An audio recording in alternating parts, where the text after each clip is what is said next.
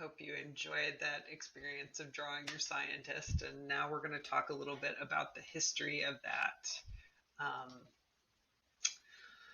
experiment. So 1983 was the first study that was done as Draw a Scientist, where they had almost 5,000 kids submit their drawings of what a scientist looked like. But it really can go back even farther than that to a study that Margaret Mead, a fairly famous anthropologist, did, where she had high schoolers describe in writing what a scientist looked like. And it is like every stereotype you can imagine a 1950s teenager using to describe a scientist.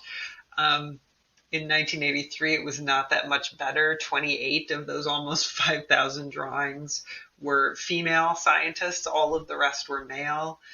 When this was redone in 2006, it did not get a lot better. It got better, but not the parity that we would hope to see.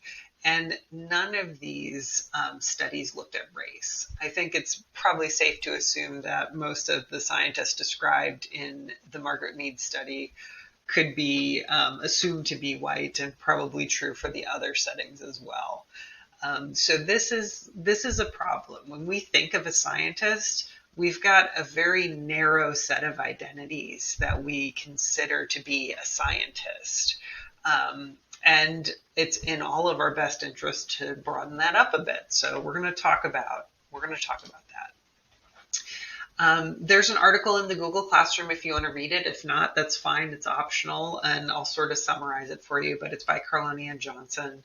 And they looked at the trajectories from undergraduate to early career, so through grad school, of about 15, I think, women of color who were interested in pursuing science careers. When they started the study, they thought that these three things, performance, competence, and recognition, would be the key pieces into whether or not these women were successfully scientists by the end of their education and as they started their careers. So for competence, that's basically content knowledge. They measured it using grades, like, do you know what you need to know to be a scientist? Performance was those things like doing the work of science, right? So lab work, talking in the same sort of academic language as scientists, those sort of things. And then recognition, both by yourself and others. Am I a scientist? Is this person in front of me a scientist? Well, throughout the study, they found that the critical piece was recognition, both by self and by others. And because these were women of color, that recognition by others was really informed by those sort of macro identity categories, those demographics. At the end of the study, they grouped the women into one of three identity categories: research scientist, altruistic scientist, and disrupted science identity. So those disrupted ones, these were people who were still wanting to pursue being a scientist, who were still on that path, but they had a rockier trajectory. They ran into roadblocks. They felt frustrated.